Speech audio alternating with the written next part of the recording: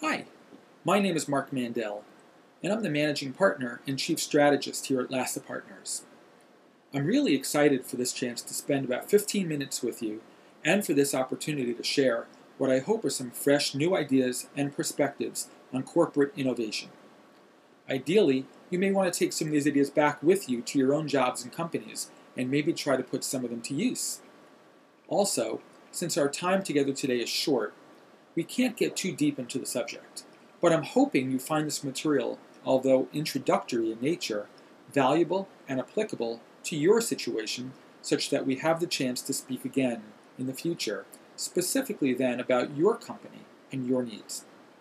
I will share my contact information at the end of the presentation should you wish to get in touch with us. So with that said, welcome.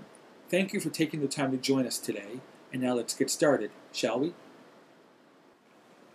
We've been fortunate enough to work with dozens of companies, both large and small, in many industries both here in the US as well as abroad, and have seen a somewhat surprising trend emerge.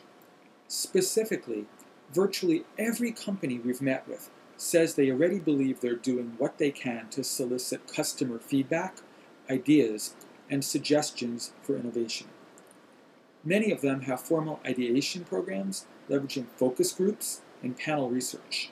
Still others use other contact points.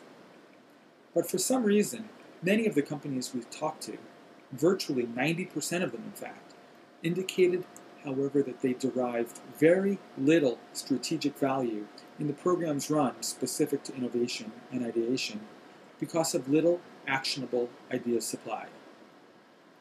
There seemed to be a significant gap between those two groups. Again, the universe of companies who say they already strategically collect ideas and suggestions, and for those who feel they're fully productive in the result they're getting. Let's take a look at some of the reasons we've heard our clients talk about as to why they feel this is the case of their companies, and perhaps some of you will relate to one or more of these challenges yourselves. Let's take a look.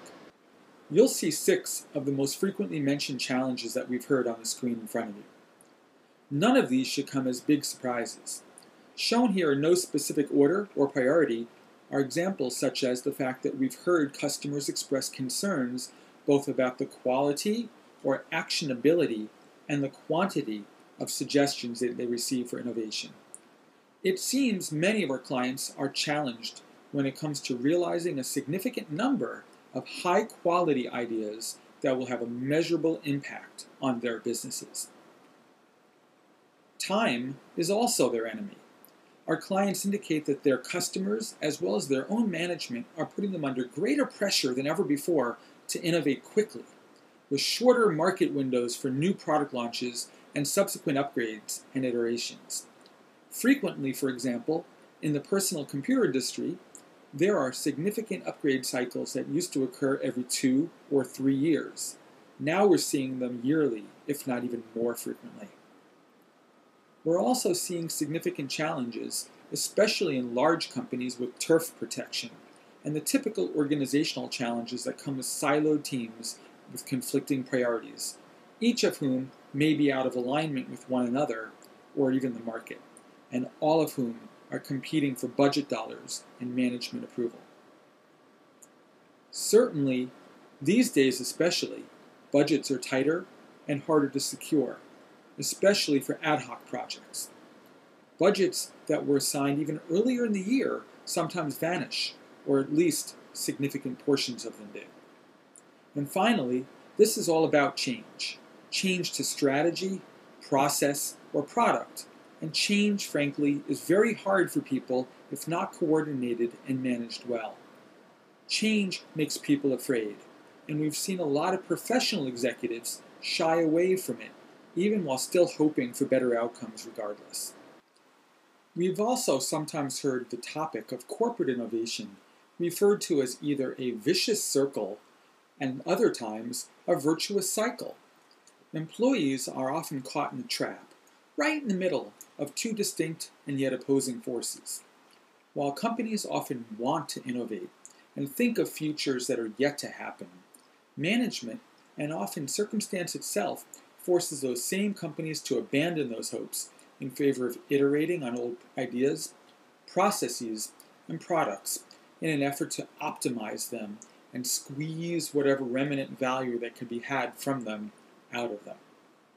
Indeed, Deloitte indicated that in their own research, only a little over 14% of the companies they spoke with felt innovation was clearly defined in their own companies, while about 12% said innovation isn't even applicable. Further, in that same study, a little under half said innovation is handled on an ad hoc or project-to-project basis, with another 7% saying those projects were typically funded off the books.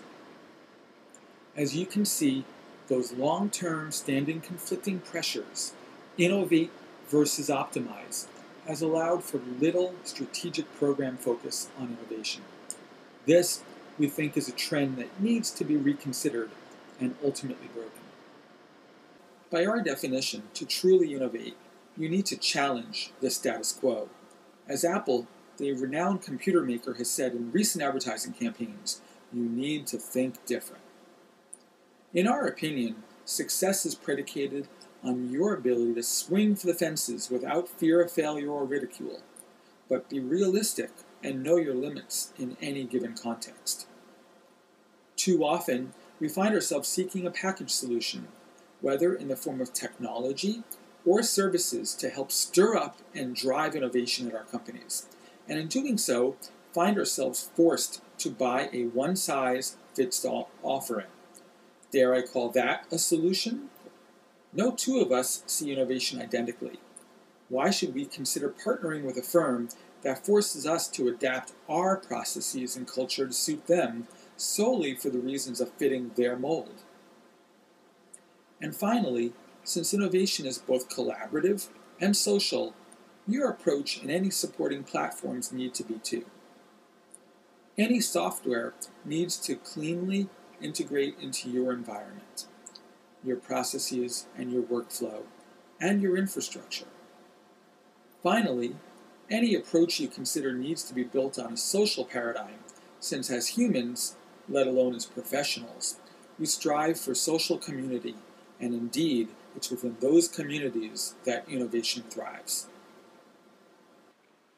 If we are to look at innovation from the standpoint of how to best foster and enable it in our respective companies, the answer, I think, can be found in these two quotes.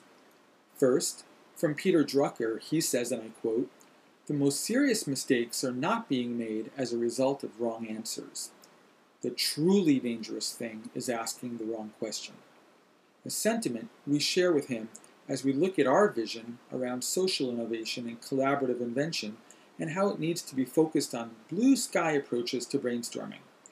Clearly, coming into the process with an existing point of view or hypothesis will only stand to hinder the creativity and likely the value of the outcome.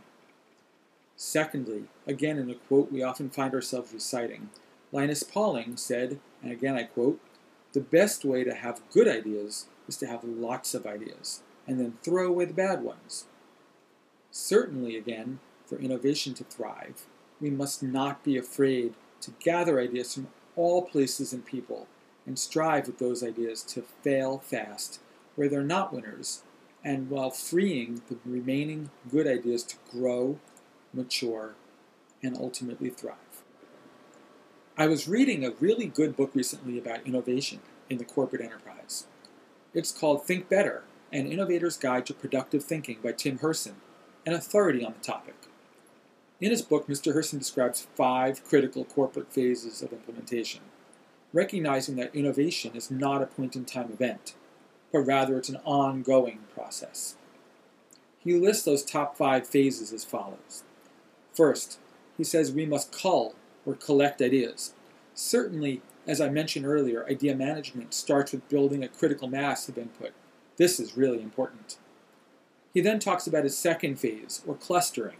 Again, I hope you can see how that would be important to build ideas, not as islands around the business, but as interconnected ideas, or related ones, sort of an ecosystem of suggestions. Third, he goes on to talk about combining them. Sometimes 2 mediocre ideas, when combined, become one powerhouse one, and in our opinion, we agree with his assertion. Clarifying ideas is number 4 on his list, and is also an important step in the process. Sometimes this comes through simple refinement from the originator of the idea in question, and other times from communities of interested parties around the business and outside who in tandem with one another can collaborate or co-create the idea together.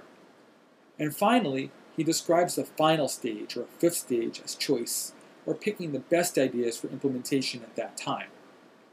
As you can see, these 5 C's, as I call them, are each important in their own right. However, when combined as a process or as an approach, they really can help drive innovation.